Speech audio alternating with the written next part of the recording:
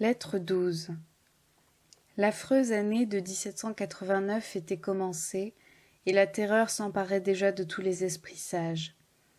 Je me rappelle parfaitement qu'un soir où j'avais réuni du monde chez moi pour un concert, la plus grande partie des personnes qui m'arrivaient entraient avec l'air consterné. Elles avaient été le matin à la promenade de Longchamp. La populace rassemblée à la barrière de l'Étoile avait injurié de la façon la plus effrayante les gens qui passaient en voiture.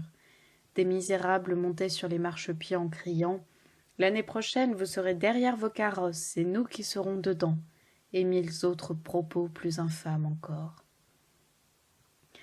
Ces récits, comme vous pouvez croire, attristèrent beaucoup ma soirée.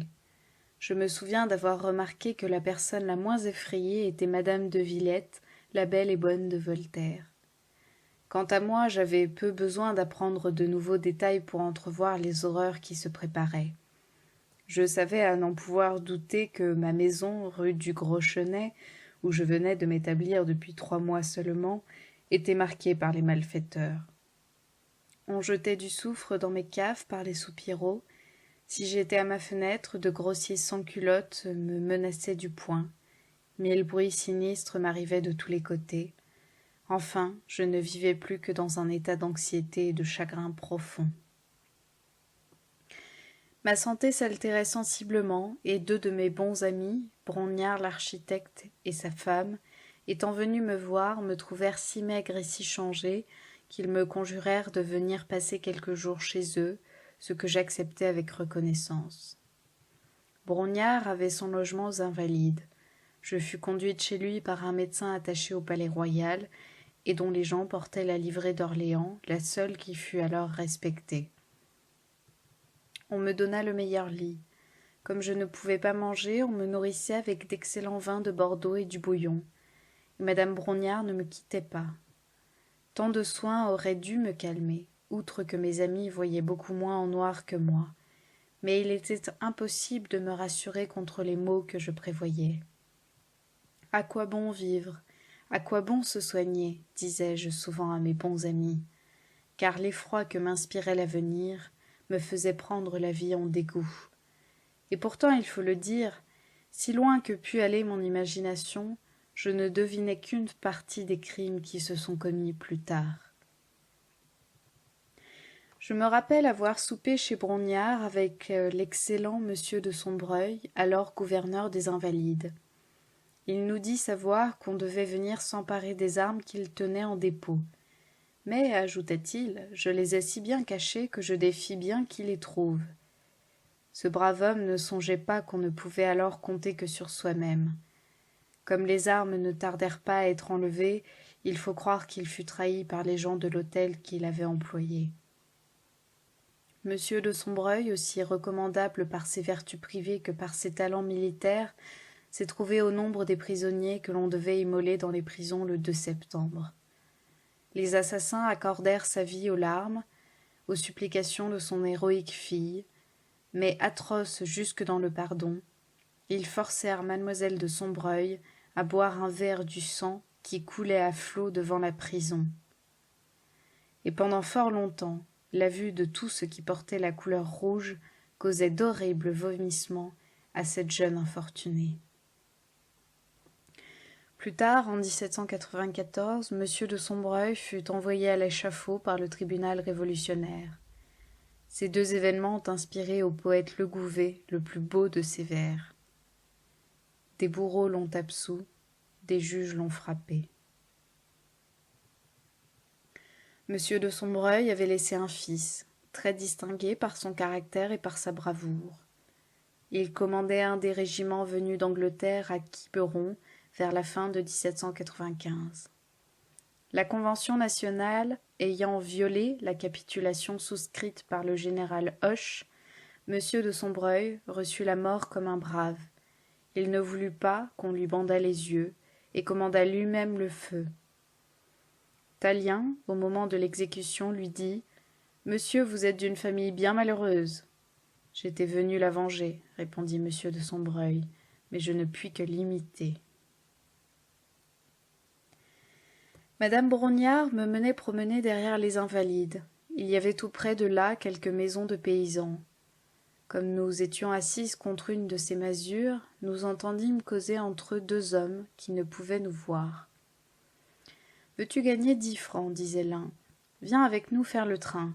Il ne s'agit que de crier « À bas celui-ci, à bas celui-là » et surtout de crier bien fort contre Cayonne. »« 10 francs sont bons à gagner, répondait l'autre. Mais n'aurons-nous pas des taloches ? Allons donc, reprit le premier, c'est nous qui les donnons, les taloches.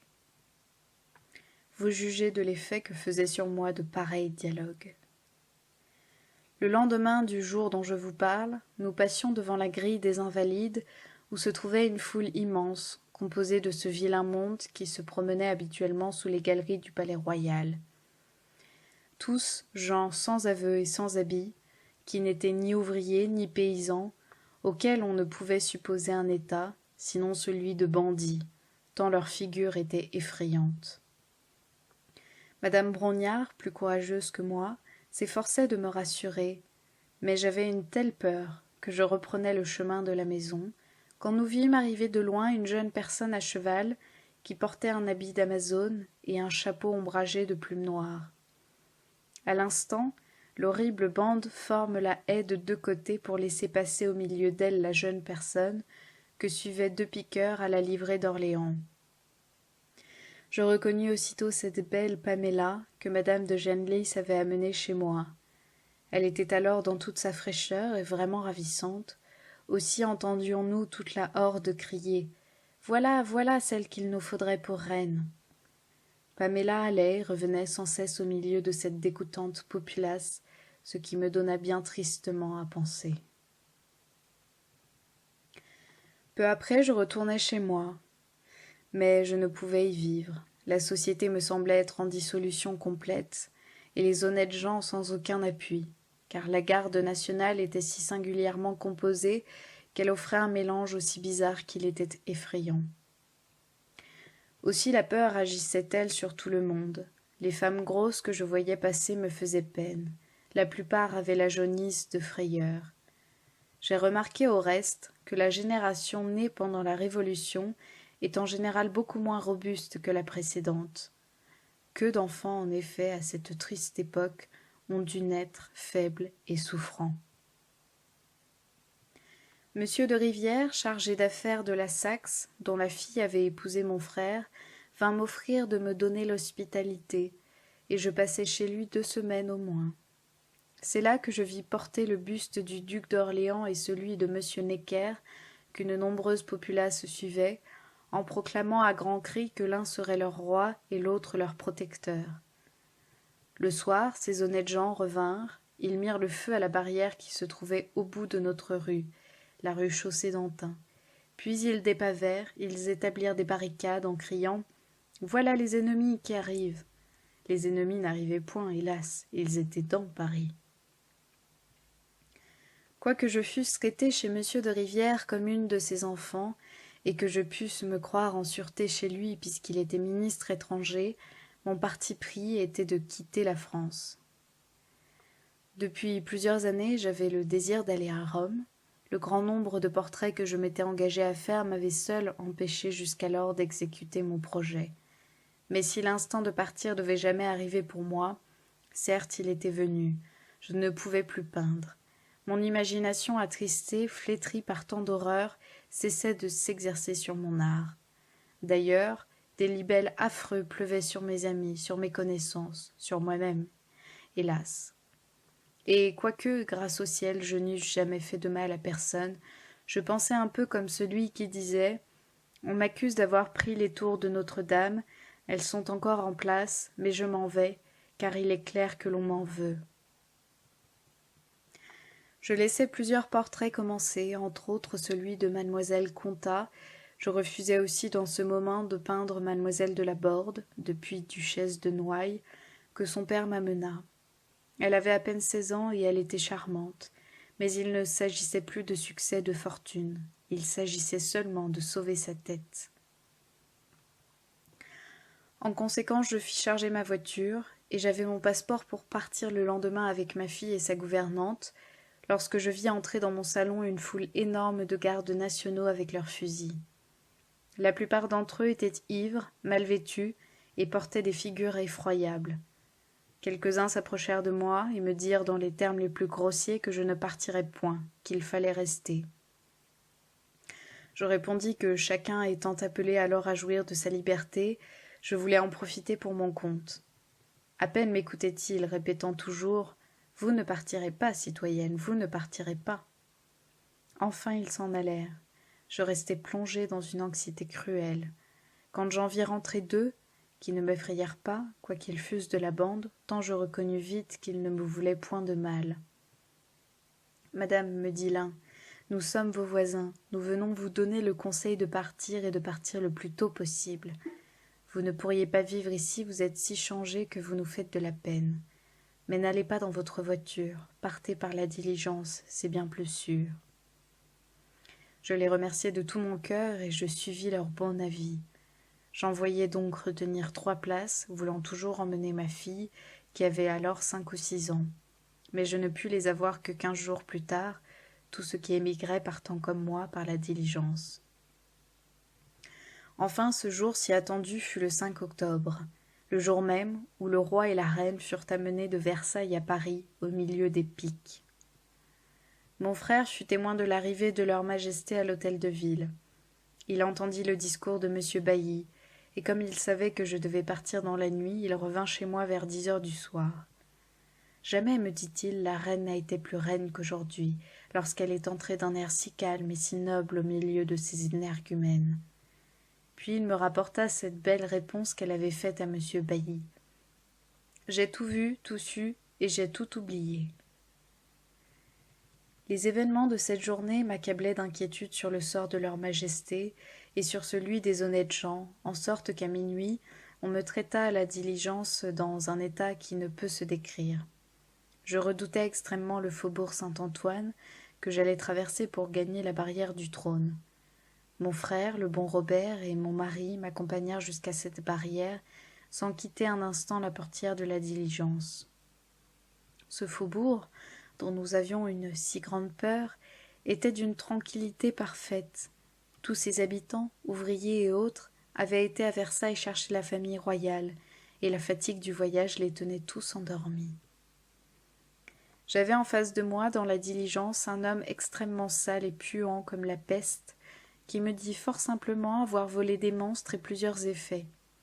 Heureusement, il ne voyait rien sur moi qui pût le tenter, car je n'emportais que très peu de linge et 80 louis pour mon voyage. J'avais laissé à Paris mes effets, mes bijoux, et le fruit de mon travail était resté dans les mains de mon mari qui dépensa tout, ainsi que je vous l'ai déjà dit. Le voleur ne se contentait pas de nous raconter ses hauts faits, il parlait sans cesse de mettre à la lanterne tel ou tel gens, nommait ainsi une foule de personnes de ma connaissance. Ma fille trouvait cet homme bien méchant.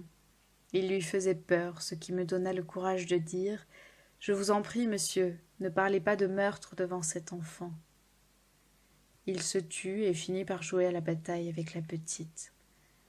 Il se trouvait en outre sur la banquette où j'étais assise un forcené jacobin de Grenoble, âgé de 50 ans environ, laid, au teint bilieux, qui chaque fois que nous arrêtions dans une auberge pour dîner ou pour souper, se mettait à pérorer dans son sens de la plus terrible façon.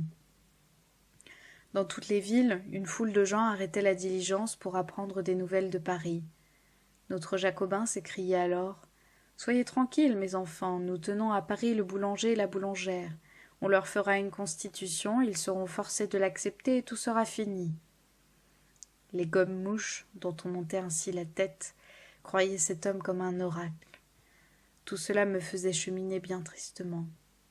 Je ne craignais plus pour moi-même, mais je craignais pour tous, pour ma mère, mon frère, mes amis. Je tremblais aussi sur le sort de leur majesté, car tout le long de la route, presque jusqu'à Lyon, des hommes à cheval s'approchaient de la diligence pour nous dire que le roi et la reine étaient massacrés, que Paris était en feu. Ma pauvre petite fille devenait toute tremblante. Elle croyait voir son père et notre maison brûlée. Et quand mes efforts parvenaient à la rassurer, arrivait bientôt un autre homme à cheval qui nous répétait ces horreurs. Enfin, j'entrai dans Lyon. Je me fis conduire chez M. Artaud, négociant, que j'avais quelquefois reçu chez moi à Paris, ainsi que sa femme. Je les connaissais peu, tous deux, mais ils m'avaient inspiré de la confiance, vu que nos opinions étaient entièrement les mêmes sur tout ce qui se passait alors. Mon premier soin fut de leur demander s'il était vrai que le roi et la reine eussent été massacrés, et grâce au ciel, pour cette fois on me rassura. Monsieur et madame Artaud eurent d'abord quelque peine à me reconnaître, non seulement parce que j'étais changée à un point inimaginable, mais aussi parce que je portais le costume d'une ouvrière mal habillée, avec un gros fichu me tombant sur les yeux. J'avais eu lieu dans la route de m'applaudir d'avoir pris cette précaution. Je venais d'exposer au salon le portrait qui me représente avec ma fille dans mes bras. Le Jacobin de Grenoble parla de l'exposition et fit même l'éloge de ce portrait. Je tremblais qu'il ne me reconnût. J'employais toute mon adresse à lui cacher mon visage. Grâce à ce soin et à mon costume, j'en fis quitte pour la peur. Je passai 3 jours à Lyon dans la famille Artaud. J'avais grand besoin de ce repos, mais à l'exception de mes hôtes, je ne vis personne de la ville, désirant conserver le plus strict incognito. Monsieur Artaud arrêta pour moi un voiturier, auquel il dit que j'étais sa parente. Il me recommanda fortement à ce brave homme, qui eut en effet pour moi et pour ma fille tous les soins imaginables. Je ne puis vous dire ce que j'éprouvais en passant le pont Beauvoisin.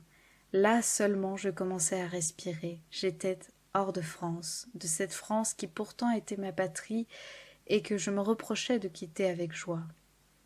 L'aspect des monts parvint à me distraire de toutes mes pensées. Je n'avais jamais vu de hautes montagnes. Celles de la Savoie me parurent touchées au ciel avec lesquelles un épais brouillard les confondait. Mon premier sentiment fut celui de la peur, mais je m'accoutumai insensiblement à ce spectacle et je finis par admirer. Le paysage du chemin des échelles me ravit. Je crus voir la galerie des Titans, et je l'ai toujours appelée ainsi depuis.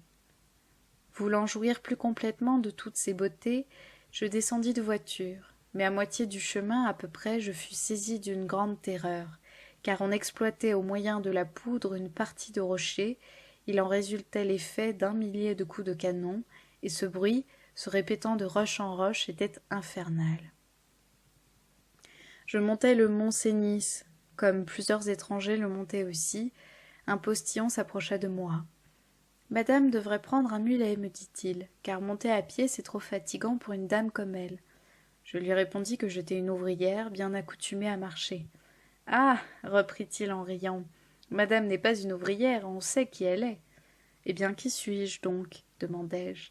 « Vous êtes madame Lebrun, qui peint dans la perfection, et nous sommes tous très contents de vous savoir loin des méchants. » Je n'ai jamais pu deviner comment cet homme avait pu savoir mon nom, mais cela m'a prouvé combien les Jacobins avaient d'émissaires.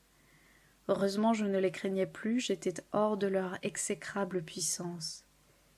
À défaut de patrie, j'allais habiter des lieux où fleurissaient les arts, où régnait l'urbanité. J'allais visiter Rome, Naples, Berlin, Vienne, Pétersbourg, et surtout, ce que j'ignorais alors, cher ami, surtout, j'allais vous trouver, vous connaître et vous aimer.